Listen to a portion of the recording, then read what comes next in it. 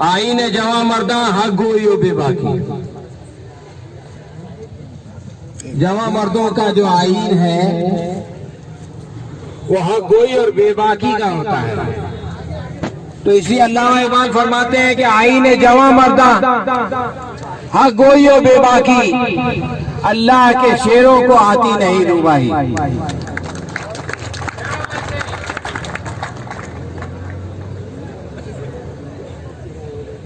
मैं अपने आप को बहुत खुशकिस्मत महसूस कर रहा हूं कि आप लोगों के साथ ही शाहीन बाग में आज मौजूद हूं।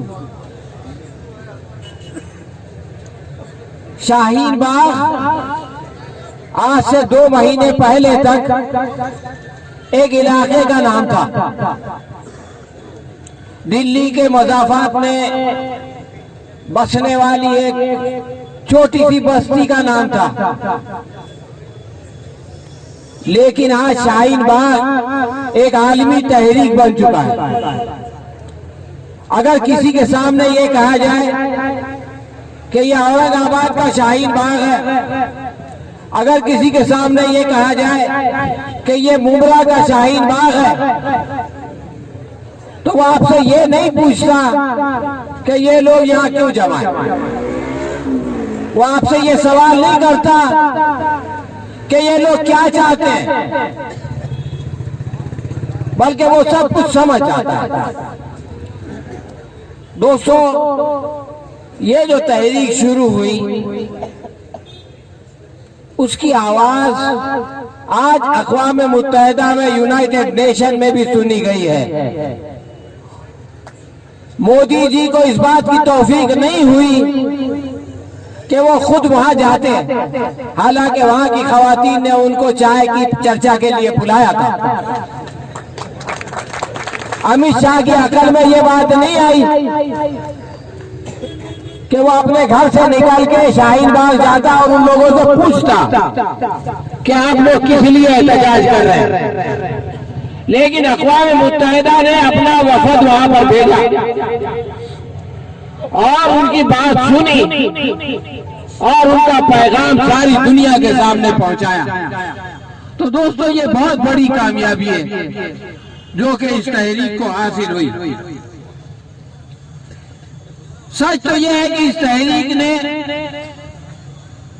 इस हुकूमत की चूलें हिला दी। आपने दिल्ली इलेक्शन का कैंपेन देखा होगा। अमित शाह की कोई तकरीर खत्म नहीं होती है बगैर शाहीन बाग के जिक्र के। ये पूरे हिंदुस्तान का वजीर दाखिला है जिसके कब्जे में पूरे हिंदुस्तान की तमाम सरकारें, तमाम पुलिस, तमाम फोर्स है, और वो शाहीन बाग में बैठने वाली मुट्ठी पर खवातीन से डर और खौफ खा रहा है। दोस्तों, ये कोई मामूली कामयाबी नहीं है। जामिया मिलिया में जब 2 महीने का तकरीबन पहली मर्तबा तलबा स्टूडेंट्स अपने कॉलेज से और अपने हॉस्टल से निकल के सड़क पे आए, तो इन लोगों ने पुलिस को उन पे छोड़ दिया, खुद बसों को आग लगाई और उनको बदनाम किया। जो बच्चे लाइब्रेरी में बैठ के पढ़ रहे थे उनको इन्होंने जो है वो मारपीट की, उनके ऊपर आंसू गैस के गोले फेंके, उनको बसों में बंद किया और लेकर के पुलिस स्टेशन में चले गए। इनका ये ख्याल था कि ऐसा करने से ये लोग डर जाएंगे। दोस्तों, जो वीडियोस आपने जामिया की देखी होगी, उनको देखने के बाद आपको अंदाजा हुआ होगा कि डरे वो नहीं है कि जिनको डराने के लिए ये गए थे, बल्कि जो डराने के लिए गए थे वो डर गए।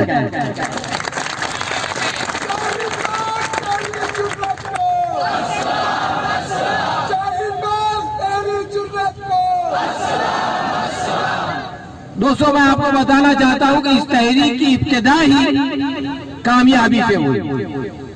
शाम को 6 बजे पुलिस ने जामिया के कैंपस पे हमला किया।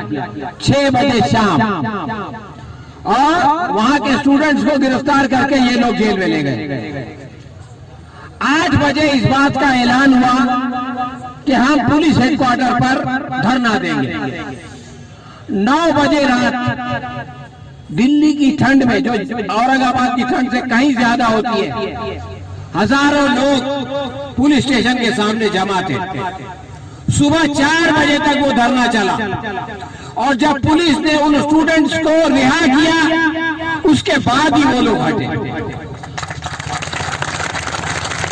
तो दोस्तों, ये अल्लाह ताला का बहुत बड़ा करम है कि अल्लाह ताला ने पहले ही कदम में इस तहरीक को कामयाबी से नवाजा। दूसरे दिन इनका ये ख्याल था कि ये लोग डर जाएंगे, अपने घरों से नहीं निकलेंगे, लेकिन जामिया में मुजाहरा करने वालों की तादाद पहले दिन से ज्यादा थी। ये लोग ये नहीं जानते, अल्लाह वो बहुत मशहूर शेर है मोहम्मद अली जौहर का कि इस्लाम की फितरत में कुदरत ने लचक दी है। इस्लाम की फितरत में कुदरत ने लचक दी है, जितना भी दबाओगे उतना ही ये फैलेगा।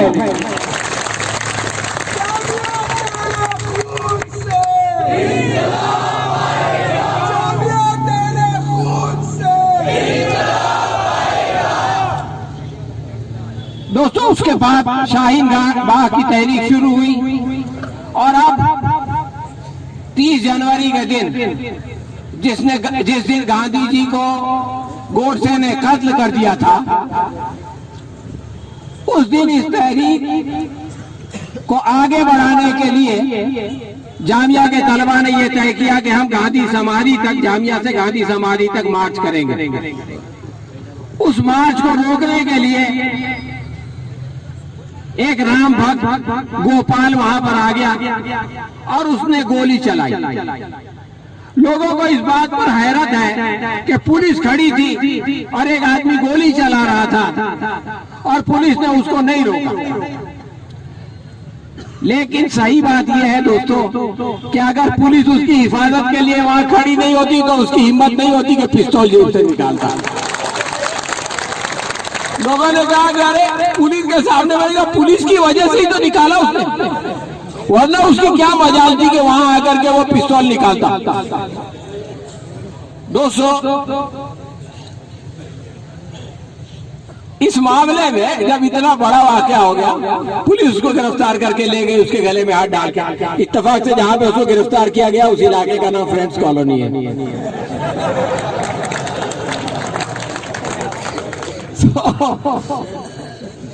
और उसके बाद ये कहा गया कि उसकी उम्र 17 साल है। कुछ करो और उसके बाद व्हाट्सएप पे एक मैसेज आया कि उसके वालिद का इंतकाल 20 साल पहले हो गया। अब अगर ये बात सही है तो इस पर कौन ऑब्जेक्शन लेगा? कोई और ऑब्जेक्शन ले या ना ले, वो गोपाल की मां जरूर ऑब्जेक्शन लेगी। दोस्तों, ये सब इसलिए हो रहा है कि झूठ के पांव नहीं होते। आप झूठ को चलाने की कोशिश करो, ज्यादा दूर नहीं चलता है, अपने मुंह के बल गिर जाता है। अब साहब वहां पर गोलीबारी हुई, अगले दिन जामिया के मुजाहिरीन और बढ़ गए। आज की खबर है कि शाहीन बाग में एक आदमी ने हवा में गोलीबारी की, पुलिस उसको भी पकड़ के ले गई। कल परसों खबर आएगी कि वो 15 साल का या 12 साल का था, इसलिए कि 18 साल से कम वालों को सजा नहीं मिलती। तो ये 12-15 साल के लोग तो गोलियां चला रहे हैं और 18 साल से बड़े लोग क्या कर रहे हैं? वो झूठ फैला रहे हैं। दोस्तों, मैं आपसे ये नहीं कहूंगा कि 3.5% लोगों को यहां से निकालो। अमित शाह चंद लोगों को बाहर से लाना चाहते हैं, हम यहां से कुछ लोगों को निकालना चाहते हैं। ये लाने और निकालने का खेल बंद होना चाहिए। जो यहां रहता है वो यहां रहे। हमारा झगड़ा किसी कौम से, किसी नस्ल से नहीं है। इस्लाम जो है वो नस्ल की बुनियाद पर किसी को तकसीम नहीं करता। किसी का डीएनए टेस्ट करके हमको उसके खिलाफ कोई इकदाम करने की जरूरत नहीं है। हमारा तो सीधा साधा दीन है, जो ईमान लाए, जो हक के साथ चले वो हक पे है, जो ईमान की मुखालिफत करे वो हक का मुखालिफ है। ये लड़ाई किसी एक नस्ल की, किसी एक कौम की, किसी ओबीसी की, किसी मुसलमान की, किसी हिंदू की, किसी सिख और ईसाई की नहीं है। ये लड़ाई जालिम और मजलूम की है। जालिमों ने इस हिंदुस्तान के इक़्तिदार पे कब्जा कर रखा है और वो इस मुल्क के लोगों पे जुल्म ढा रहे हैं और हमको इस जुल्म को खत्म करना है और इन जालिमों को निकाल लो, उस जगह से हटाना है इधर ले लो, जहाँ से कि ये बैठकर इधर ले लो, जुल्म कर रहे हैं। इधर ले लो, इधर ले लो। तो दोस्तों ये बात हमको समझना चाहिए। देखिए मैं आपको बताऊं, आप कभी इस बात पर गौर करें कि आखिर इन कवानीन की जरूरत क्यों पड़ी। हिंदुस्तान में 1,03,000 शरणार्थी बांग्लादेश से आए हैं और हिंदुस्तान में 1,02,000 शरणार्थी श्रीलंका से आए हैं। बांग्लादेश से आने वाले अगर मुसलमान हैं तो उनमें हिंदू भी शामिल है और श्रीलंका से आने वाले अगर हिंदू हैं तो उसमें थोड़े से मुसलमान भी शामिल हैं। सीएए श्रीलंका से आने वाले हिंदुओं को शहरियत नहीं देता।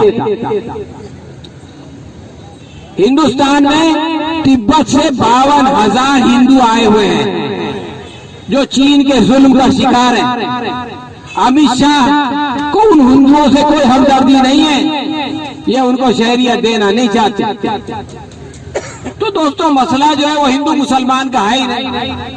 मसला तो ये है कि ये जो है वो कुछ मुल्कों को बदनाम करना चाहते हैं। ये पैगाम देना चाहते हैं हिंदुस्तान की अक्सरियत को कि देखो मुस्लिम ममालिक में हिंदू जो है वो उन पर जुल्म होता है और इनडायरेक्टली ये कहना चाहते हैं कि हिंदू मुल्क में मुसलमानों पे जुल्म होना चाहिए। तो ये है असल कहानी जो हमको समझना चाहिए। जब बांग्लादेश का वजीर खारजा इनसे पूछता है कि हमारे यहाँ कौन है बताओ, ये बोलते नहीं तुम्हारे यहाँ कोई नहीं। पाकिस्तान वाले पूछते हैं, बल्कि पाकिस्तान के हिंदुओं ने तो ऐलान कर दिया कि नहीं भाई हमको आपकी शहरियत नहीं चाहिए, हम अपने मुल्क में अच्छे हैं। अफगानिस्तान का नुमाइंदा आया, उसने पूछा भाई किसने कहा आपसे कि हमारे यहाँ हिंदुओं पे जुल्म होता है? तो कहा नहीं ऐसी बात नहीं हो, पुराने जमाने की बात। तो जहाँ पे यहाँ बैठ के ये कहते हैं कि वहां पर जुल्म होता है, जब वो आगे पूछते हैं तो ये कहते हैं कि नहीं ऐसा कुछ नहीं होता। ये मैं अपने दिल से नहीं कह रहा हूँ, अखबारों में छपी हुई बात है। तो दोस्तों ये खेल कुछ और है। आखिर में मैं दो बातें और कह के अपनी बात खत्म करना चाहता हूँ। अभी हमारे दोस्त आए तो उन्होंने कहा कि भाई देखो आप ये बताओ कि आखिर इस तहरीक को इतने दिन से चल रही है, इससे हमको क्या मिला। और दूसरा सवाल ये है कि मुसलमानों के अलावा जो दूसरे लोग, दूसरे समाज के लोग इस हिंदुस्तान में रहते हैं वो इस तहरीक के साथ क्यों नहीं आ रहे। ये दो सीरियस सवाल है दोस्तों, संजीदा सवाल है और इस पर हमको गौर करना पड़ेगा और इस पर गौर करने के बाद काम करना पड़ेगा। पहला सवाल यह है कि इस तहरीक से क्या मिला। दोस्तों एक बहुत मशहूर शायर थे हाफिज मीठी, उनका एक शेर है कि हर इनकलाब की तारीख ये बताती है वो मंजिलों पे न पाया जो रह गुजर में मिला। अभी हमारी तहरीक अपनी मंजिल पे नहीं पहुंची, अभी ये रह गुजर में, और इस रह गुजर में इसने क्या हासिल किया इस पर हमें गौर करना चाहिए। सबसे पहली बात आप ये देखें कि ये हुकूमत जो अभी है ये पिछले 5.5 पौने 6 साल से हुकूमत कर रही है। इन लोगों ने इस तरह के इश्यूज उठाए कि किसी को इसकी मुखालिफत करना बहुत मुश्किल हो गया। यानी आप ये समझ लीजिए कि नोटबंदी जैसी चीज हुई जिसने लोगों को परेशान कर दिया उसकी भी मुखालिफत नहीं हो सकी। जीएसटी आया उसकी भी मुखालिफत नहीं हो सकी। दफा 370 की मुखालिफत नहीं हो सकी। 3 तलाक की मुखालिफत नहीं हो सकी। और एक के बाद एक ये लोग कानून बनाते गए, लेकिन इस तरह से उसको पेश करते थे कि उसकी मुखालिफत करना मुश्किल हो जाता था। इसलिए कि अगर लोग मुखालिफत करने के लिए निकलते तो इन्हीं का फायदा होता। लेकिन ये एक ऐसा मसला आया कि जिस पर सारे हिंदुस्तान में मुखालिफत हो रही है। यानी आप इससे अंदाजा लगाएं कि इसको नाफिज करने से रियासती हुकूमतों ने, स्टेट गवर्नमेंट ने इनकार कर दिया है। सेंट्रल गवर्नमेंट ने एक फैसला किया, केरला की गवर्नमेंट ने कहा कि हम इसको नाफिज नहीं करेंगे। पंजाब की गवर्नमेंट ने कहा कि हम इसको नाफिज नहीं करेंगे। राजस्थान की हुकूमत ने कहा कि हम इसको नाफिज नहीं करेंगे। बंगाल की हुकूमत, यानी मरकजी हुकूमत के एक फैसले को नाफिज करने से सूबाई हुकूमतें इनकार कर रही है। महाराष्ट्र में कहा जा रहा है चूंकि अदालत में ये मामला, इसलिए हम इसको नाफिज नहीं करेंगे। ये कोई मामूली चीज नहीं है दोस्तों। इससे पहले आप देख लीजिए पिछले 6 सालों में कोई एक फैसला मरकजी हुकूमत ने ऐसा किया था कि रियासती हुकूमत ने उसकी मुखालिफत की थी? नहीं हुआ। ये क्यों हुआ? ये इसलिए हुआ कि इसके खिलाफ लोग मैदान में आए, और यह इसलिए हुआ कि इसके खिलाफ सबसे ज्यादा मुसलमान मैदान में आए। हालांकि ये CAA जो ये NRC अगर बनेगा तो इससे जितनी तकलीफ मुसलमानों को होगी उतनी तकलीफ गैर मुस्लिमों को होगी। एक आदमी यहाँ रहता है उमरखेड़ में, इनके गांव में, उस्मान साहब के, वो यहाँ के कागज तो नहीं दिखा सकता, वो बांग्लादेश के कागज कहां से लाएगा? वो ये कैसे साबित करेगा कि मैं अफगानिस्तान से आया हूं? उससे अफगानिस्तान के एक शहर का नाम भी याद नहीं होगा। और आप ये देखें कि हिंदुस्तान में मुसलमानों की आबादी कितनी है? 15-20 करोड़, और ये 85 करोड़। अगर मुसलमानों के 50% लोग भी परेशान होते हैं तो 7.5%, और अगर इनके 20% भी होते हैं तो 16%। आसाम में जो NRC बनाया गया तो उसमें 13 लाख हिंदुओं के नाम थे और 6 लाख मुसलमानों के नाम थे। और वहां की सूबाई हुकूमत जिसने बनाया उसने खुद उस NRC को रिजेक्ट कर दिया। तो दोस्तों, ये जो NRC बनेगा इससे सभी को परेशानी होगी, लेकिन इसका एहसास हम लोगों को हो गया है, दूसरों को नहीं हुआ। ये जो सवाल पैदा होता है कि दूसरे साथ में क्यों नहीं आते, उसकी वजह यह है कि उनको अभी इस मुश्किल का एहसास नहीं हुआ, और उनको इस मुसीबत का एहसास दिलाने का काम वो करेगा जिसको एहसास हो गया। हम लोगों का एहसास हो गया। हम गैर मुस्लिम मुकर्रिरीन को यहाँ बुलाते हैं, बहुत अच्छी बात है, लेकिन हमको गैर मुस्लिम आवाम में जाके ये समझाना पड़ेगा कि अगर तुमको कल को ये साबित करना पड़े कि तुम यहाँ के शहरी हो तो क्या मुश्किलात पेश आएंगी। जब उनको एहसास होगा तो वो भी हमारी तरह सड़कों पे उतरेंगे। तो दोस्तों, ये एक बहुत बड़ी जिम्मेदारी है जो कि हमको अदा करनी है। ये सिर्फ जलसे में आने से काम नहीं चलेगा, बल्कि इसके लिए हमको उन बिरादरान वतन के पास जाना पड़ेगा और उनको समझाना पड़ेगा कि एक बहुत बड़ी मुसीबत आने वाली है, और इस मुसीबत को लिए अगर हमने अभी से रोकने का काम नहीं किया तो जब आ जाएगी तो फिर उससे बचना बहुत मुश्किल होगा। जैसे आपने सुना होगा ये वायरस आ रहा है कोरोना, इस वायरस को आने से रोको। ये जो NRC का वायरस है ये कोरोना वायरस से ज्यादा खतरनाक है, तो इसको रोकना बहुत जरूरी है। और 2 बातें मैं कहना चाहता हूँ इस तहरीक से क्या हासिल हुआ। आप ये देखें कि जिस वक्त 3 तलाक का कानून हुकूमत बना रही थी, उस वक्त वो ये कह रही थी कि हिंदुस्तान की मुसलमान खवातीन बहुत कमजोर है। क्या शाहीन बाग की खवातीन को देखने के बाद कोई ये कह सकता है कि हिंदुस्तान की मुस्लिम खवातीन कमजोर है? जिन खवातीन को हटाने के लिए आपको बंदूक लेके वहां जाना पड़ा, वो खवातीन कमजोर है। तो दोस्तों, इस तहरीक ने सारी दुनिया को ये बता दिया कि मुस्लिम खवातीन के बारे में जो प्रोपेगेंडा किया जाता था कि ये मजलूम है, इसको दबा के रखा गया है, ये इस दुनिया में अपनी जिम्मेदारी को अदा नहीं कर सकती, ये सारे प्रोपेगेंडे को एक शाहीन बाग ने खत्म कर दिया। आज मुसलमानों के बड़े बड़े मुखालिफ, आप अंग्रेजी अखबार पढ़े, मराठी अखबार पढ़े, हिंदी अखबार पढ़े, वो ये लिखते हैं कि मुसलमान खवातीन ने जो कारनामा किया है उस कारनामे की कोई और मिसाल पिछले 70 साल में नहीं मिलती। तो दोस्तों, ये तो वो कामयाबी है जो कि हमको अपनी असल कामयाबी से पहले मिल गई। जैसे आप कोई सौदा करते हैं तो आपको एडवांस मिलता है और बाद में फाइनल सेटलमेंट होता है, तो ये तो बयाना है जो कि हमको मिल चुका है। और आगे इंशाअल्लाह अज़ीज़ अल्लाह तबारक ताला इस तहरीक को जो है वो कामयाबी और कामरानी से नवाजेगा। दोस्तों, एक और बात मैं आपसे कहना चाहता हूं कि आखिर इस हुकूमत को इसकी जरूरत क्यों पड़ी। देखिए, अजीब और गरीब बात है कि पार्लियामेंट के अंदर हिंदुस्तान का वजीर दाखिला अमित शाह ये कहता है कि क्रोनोलॉजी देखें और पहले सीए आएगा, फिर एनआरसी आएगा, फिर ये होगा, फिर वो होगा।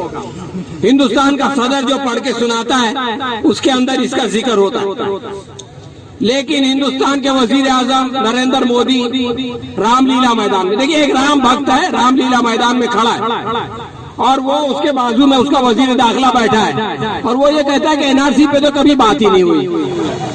सवाल ये है कि पार्लियामेंट में जब ये हो रहा था तो क्या वजीर आजम सो रहे थे?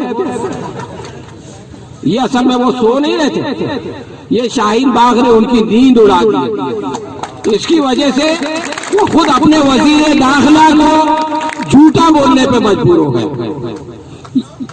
और दोस्तों, इसकी दूसरी वजह यह है, आखिरी बात मैं कह रहा हूं, टाइम खत्म हो गया, वो आज के बजट के बाद आप देखिए, आज हिंदुस्तान का बजट पेश हुआ, पिछले 11 साल में सबसे ज्यादा सेंसेक्स यानी अपना शेयर बाजार गिर गया, 75 साल में सबसे ज्यादा बेरोजगारी बढ़ गई, महंगाई आसमान को छू रही है।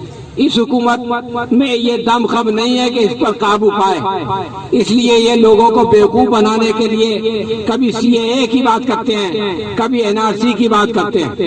लेकिन ये तहरीक अगर चलती रही तो आवाम में बेदारी आएगी और इस मुल्क की आवाम इस सरकार को